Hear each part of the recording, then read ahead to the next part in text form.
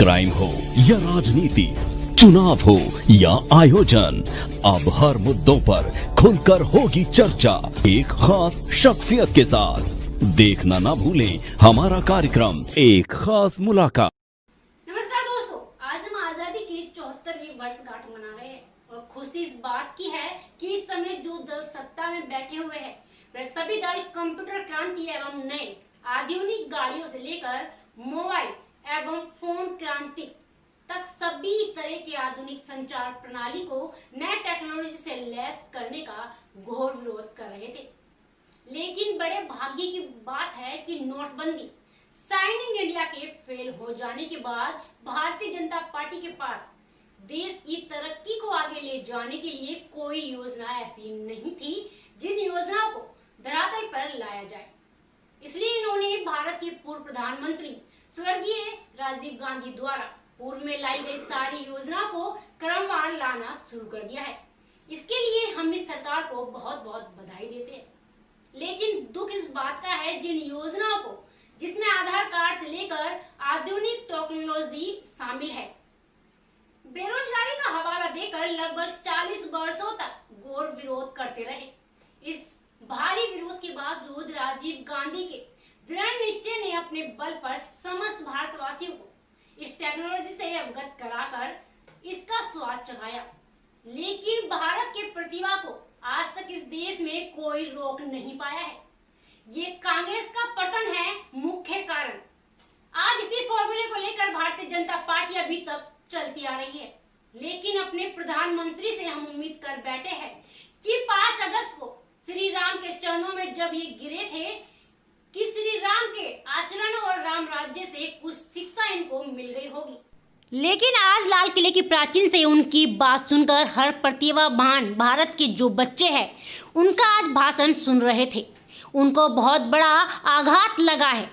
उनकी प्रतिभा को अनदेखी करके आरक्षण को लगातार लाया जा रहा है। आज यही कारण है कि जो प्रतिभा आरक्षण की वजह से इस देश से बाहर निकलकर दूसरे देशों में गए और वहां अपना एवं अपने देश को परचम लहराया। लेकिन पैसा तो उस देश को अपने नॉलेज के ऊपर, अपनी प्रतिभा के ऊपर, जो देश उनको सैलरी यानी तनख्वाह देता है, जिस देश के लिए मजदूरी करते हैं, उस देश को कमवा रहे हैं। वे दुनिया का कोई भी देश हो, प्रतिभा को रोकने का केवल काम जिसे आरक्षण कहते हैं केवल भारत में लागू है, दुनिया के किसी और देश में नहीं। इसलिए हमारे देश की तमाम प्रतिभाएं विदेशों को पूछ कर रही है और इसमें हमारे देश के प्रधानमंत्री ने इस 74वें स्वतंत्रता दिवस पर लाल किले की प्राचीन से आरक्षण को लेकर और 4 चांद लगा दिया। उन्होंने साफ शब्दों में लाल किला पर परचम में ये घोषणा की है कि दलित और ओबीसी का आरक्षण पूर्ववत जारी रहेगा। हमारे देश की जो प्रतिभाएं हैं आज भी पहले की तरह पूर्ववत अपनी प्रतिभा का निखार, अपनी प्रतिभा का लोहा दूसरे देशों को देकर के मनवा रही है और दूसरे देश में अत्याधुनिक राइफल जैसे विमानों का निर्माण कर मोटी रकम अन्य देशों से कम आएगी। हमारे देश की मजबूरी होगी कि अपने देश के मेहनतकश मजदूरों की गाड़ी कमाई का पैसा विदेशों को देकर उनका सामान खरीदना पड़ेगा, क्योंकि यहाँ पर 35% वाले गधे रहेंगे और 100% वाले वे सभी प्रतिभावान विदेशों को जो जाने के लिए बाध्य होंगे, जिनको अपनी प्रतिभा को दिखाने के लिए लोगों का सामना करना होगा और उनके योग्यता की कद्र करेंगे। हमारे देश में जो गधे 35% वाले हैं वे 100% वालों की प्रतिभा को क्या जानेंगे और कैसे पहचानेंगे। ऐसी कोई टेक्नोलॉजी आज तक इस देश में कोई प्रधानमंत्री पैदा नहीं हुआ जो 35% वाले को ये कहे कि 100% वालों की बराबरी दिमाग तुम्हारे पास कैसे आएगा। लेकिन बड़े दुख के साथ कहना पड़ रहा है कि इन घोड़ों के पैरों में जंजीर बांधकर गौतम के साथ दौड़ाया जा रहा है। उसमें ये यदा कदा कोई ना कोई घोड़ा जीत रहा है, लेकिन उसकी लाइन में सभी जगह पर अधिकारियों से लेकर कर्मचारियों तक जिनका सामना आम जनता से करना होता है, गधे ही बैठे मिलेंगे। आपको इसलिए इस देश में भ्रष्टाचार को कभी रोका नहीं जा सकता, क्योंकि रोकने वाला दिमाग 35% वालों का है और भ्रष्टाचार को रोकने के लिए 100% वाले की आवश्यकता होती है। इसलिए हमारे इकलौते भारत देश में 35% वाला हुक्म चलाएगा। यही नहीं, राष्ट्र निर्माताओं में जैसे इंजीनियर, डॉक्टर, प्रोफेसर, साइंटिस्ट आदि सैकड़ों पदों पर अधिकारी एवं अफसर बनकर अपना गधागिरी द्वारा इस देश को चलाएंगे। हमारे देश के लिए इस शुभ घड़ी का शुरुआत देश की आजादी के समय से ही हो गया था।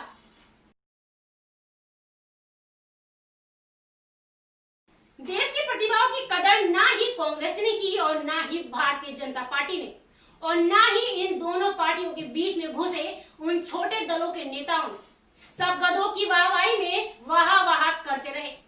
अब देश की प्रतिभा को बाहर के देशों में जाने से कोई भी ऐसी शक्ति नहीं है जो रोक सके, और हमारा देश मजबूर होगा उनसे अच्छी टेक्नोलॉजी खरीदने के लिए।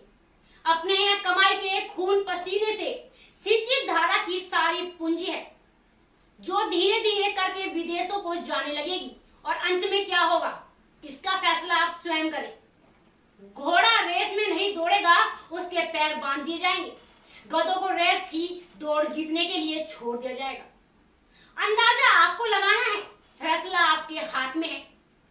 आज मैं बताने जा रही हूँ कि आरएसएस प्रमुख मोहन भागवत ने हाल ही में समझाया कि आत्मनिर्भरता पर मतलब विदेशी वस्तुओं का बहिष्कार नहीं, बल्कि स्वदेशी को प्राथमिकता देना है।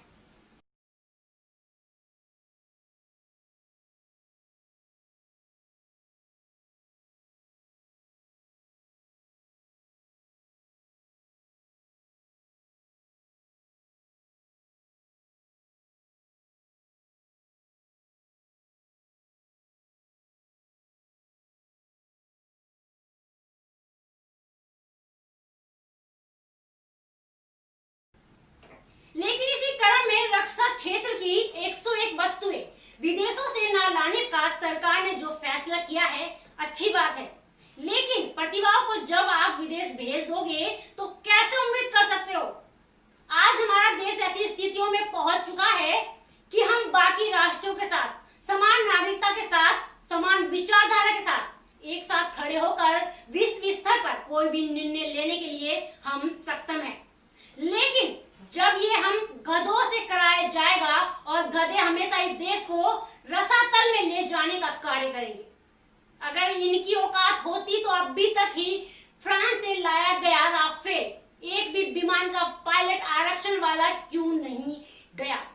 बाकी आप स्वयं समझदार है। आरक्षण के बदले इस देश को संरक्षण की जरूरत है और हर योग्य व्यक्ति को उसकी योग्यता के अनुसार जगह देने की जरूरत है। अन्यथा सोने की चिड़िया कहीं जाने वाला भारत, विश्व गुरु कहलाने वाला भारत कुछ सालों बाद गधों का भारत कहलाने लगेगा। आप अपनी बातें हमें शेयर कर हमारे चैनल पर कमेंट करके अवश्य बताएं। हम आपकी कमेंट को साझा करेंगे। थैंक यू, धन्यवाद। 15 अगस्त के इस पूर्व संध्या पर आप सभी देशवासियों को हार्दिक शुभकामनाएं।